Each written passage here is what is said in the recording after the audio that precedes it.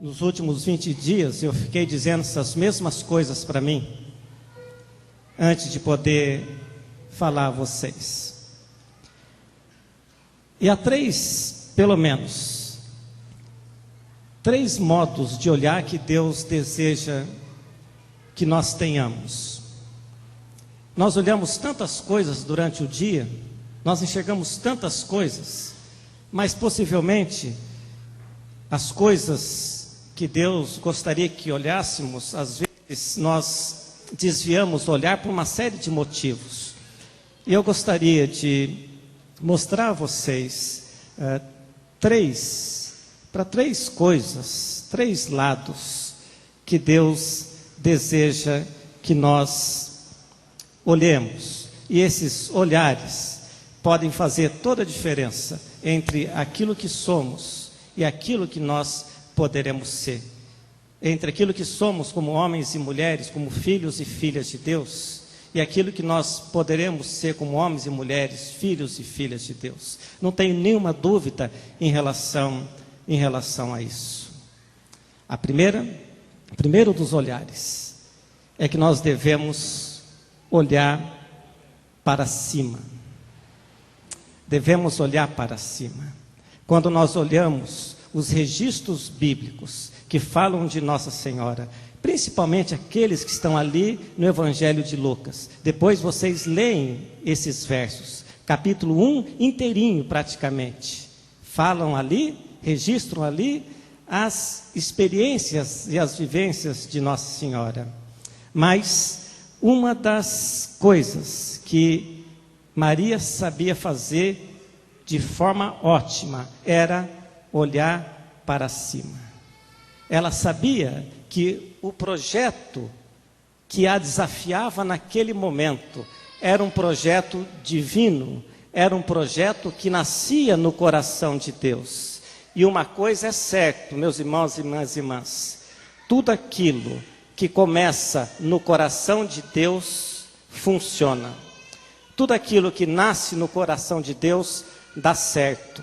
É por isso que a Igreja de Deus é uma força poderosa neste mundo, porque a igreja nasce no próprio Deus. Maria tem a sua própria vida, a sua própria espiritualidade, o projeto que lhe é dado ancorado naquilo que está acima dela. Ela olha para o céu. Há 10 dias atrás, eu saí em peregrinação por vários lugares, a fim de vivenciar novo crescimento espiritual.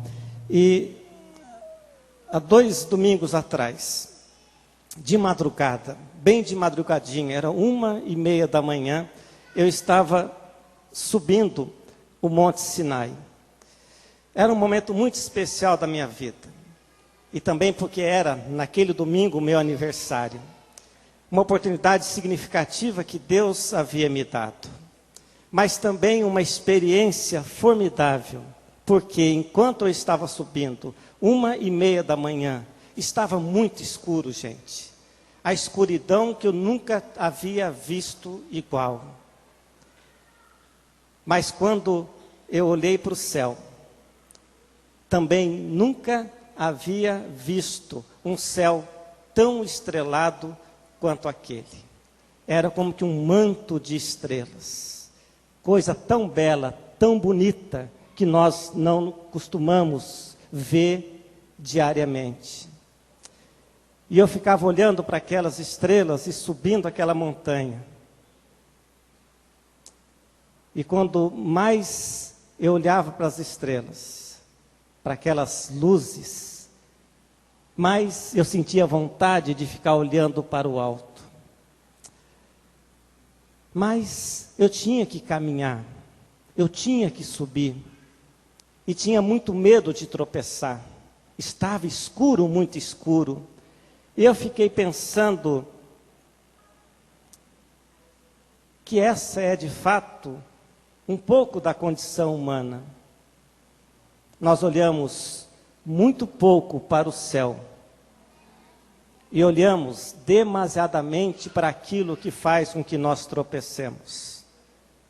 olhamos muito para baixo e pouco para o próprio Deus.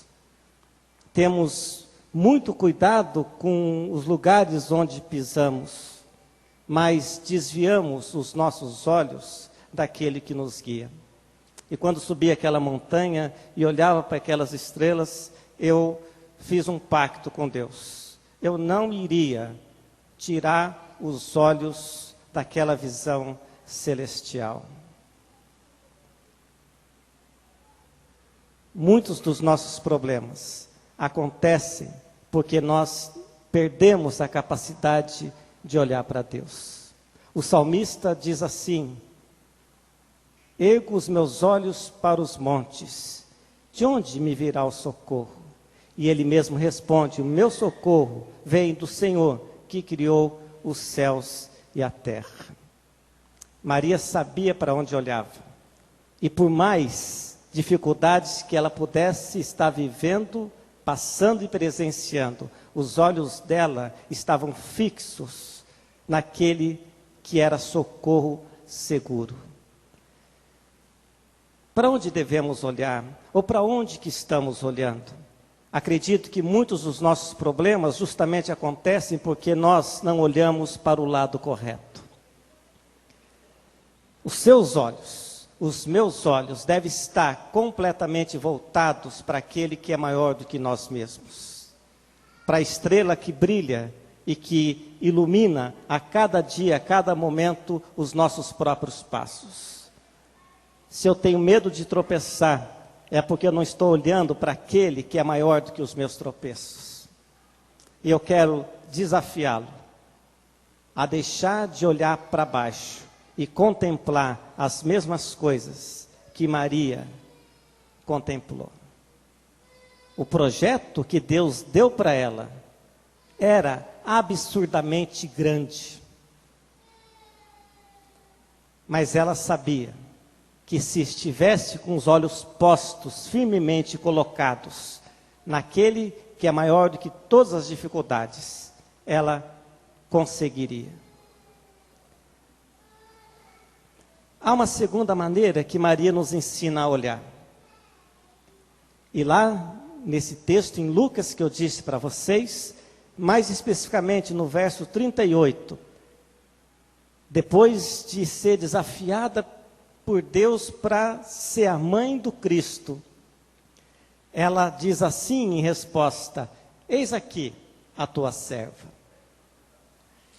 Maria olha para cima, mas Maria também olha para dentro de si mesma.